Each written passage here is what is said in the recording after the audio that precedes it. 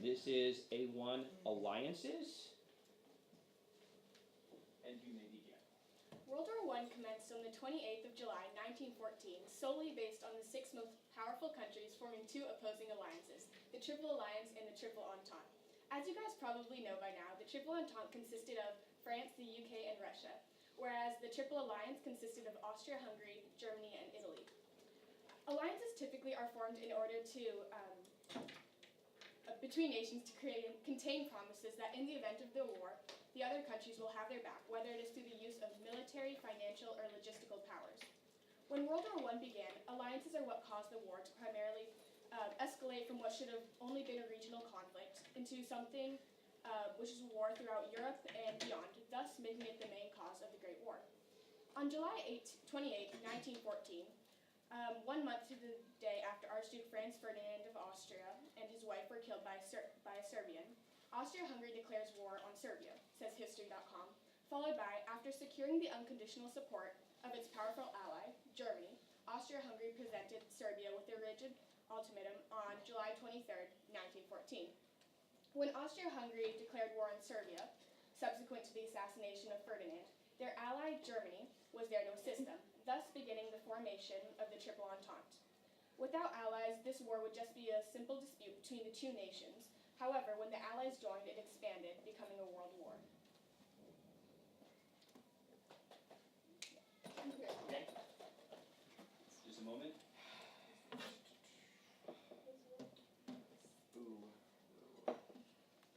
Who's ready to hear some dumb stuff that I didn't prepare? I'm not ready, Kate. Please be patient with me. Perfect. Anyone else? Okay. Yes. Added soup and sleep. Soup. Okay. I'm Look. hungry. You can't don't judge me. That's fine.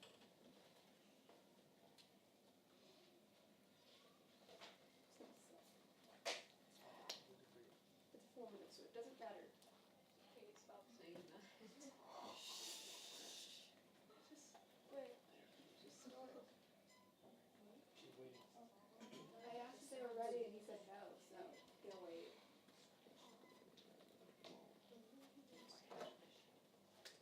Okay, we're ready for you. Dang it, wait. We're ready. Kate, please. Hey, Dad.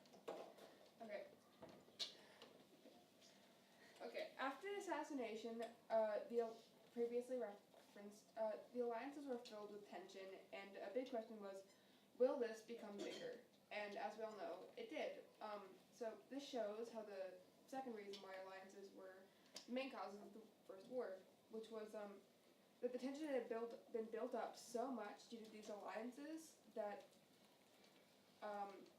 they would take any chance they could to fight.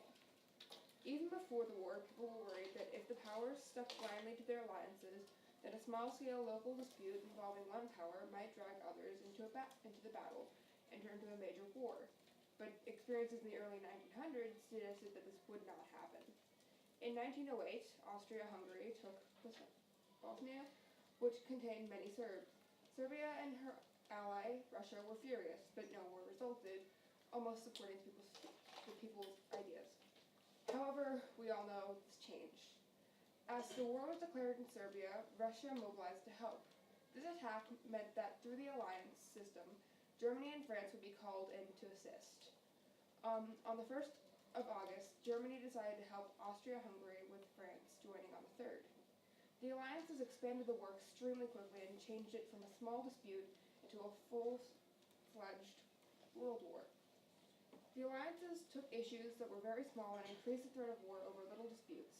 In 1914, this resulted in the full-out war over the assassination of a duke, showing how these alliances were extremely dangerous and how they were the main cause of the war, and without them the war would most likely have been only between Austria and Serbia. Austria-Hungary, yeah. Thanks.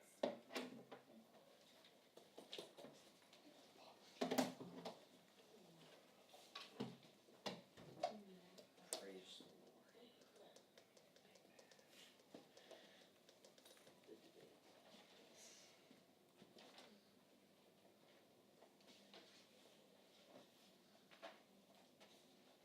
Okay, Mindy?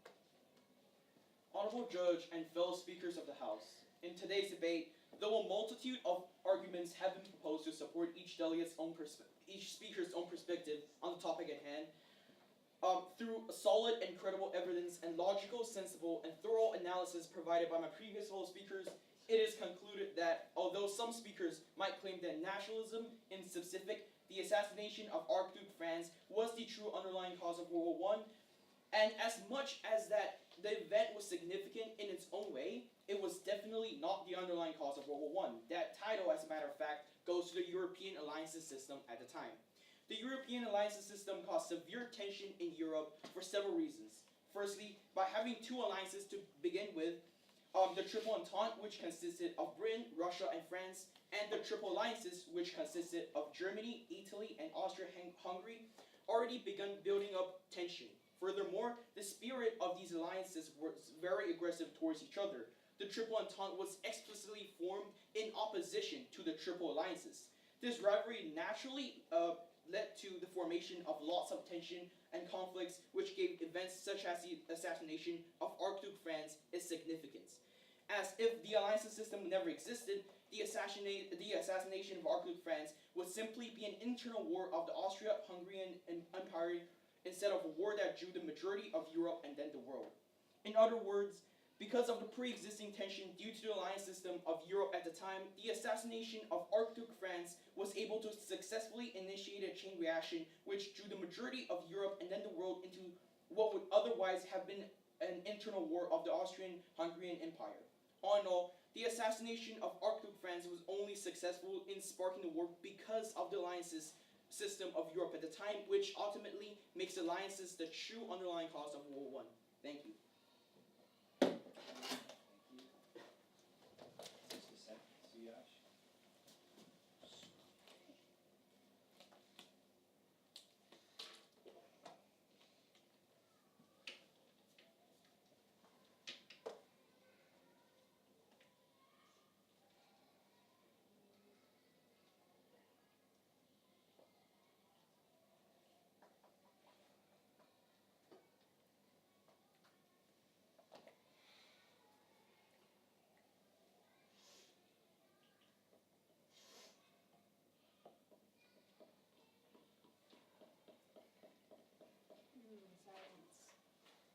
Okay, Siyash.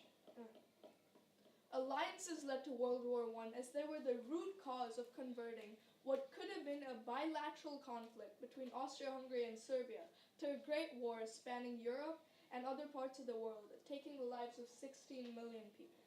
There are four main reasons for the start of World War I, but what stands out as most prominent was the centrality of the alliances.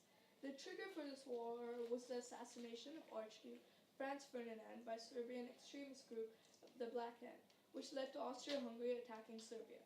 But the key factor that converted this conflict between Austria-Hungary and Serbia to the Great War was the alliances that were forged and evolved in the decades prior to the Great War. The Triple Alliance forged in 1882 between Germany, Austria-Hungary, and Italy was periodically resumed, so as did the Triple Entente between Britain, Russia, and France. Austria-Hungary's attack of Serbia resulted in Russia coming to Serbia's defense. In retaliation, Austria-Hungary drew its allies into the war, and so did the Triple Entente, thus testing the collective strength of the alliances. Some may argue that militarism, nationalism, or imperialism were the main reasons for World War I. There may be some truth to it, since both Austria-Hungary and Serbia were militarized nations and were ready to go to war. Most countries and alliances were imperialists, exploring options to further expand their empire and annex countries. Most of these nations were also nationalistic and spread propaganda to promote their own nation while discouraging their foes. However, as we have stated, alliances stand out as the distinct cause to the war, as none of these mattered. It was solely because of the alliances that this war became so great. The enemy of my enemy is my friend, an ancient proverb that perfectly describes World War I. With alliances and enemies emerging, nations needed as much firepower on their side. This eventually split Europe into two sides, two enemies, two alliances, causing millions of deaths and infinite haunting memories. Thank you.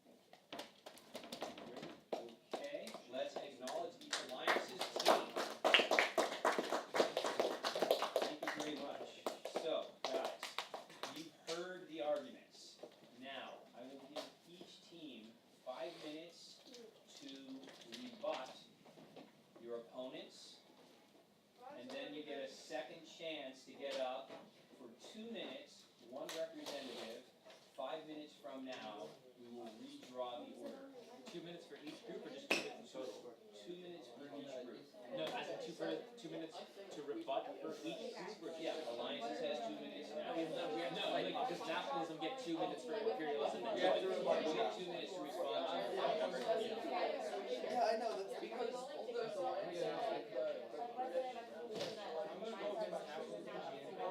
exactly, that's my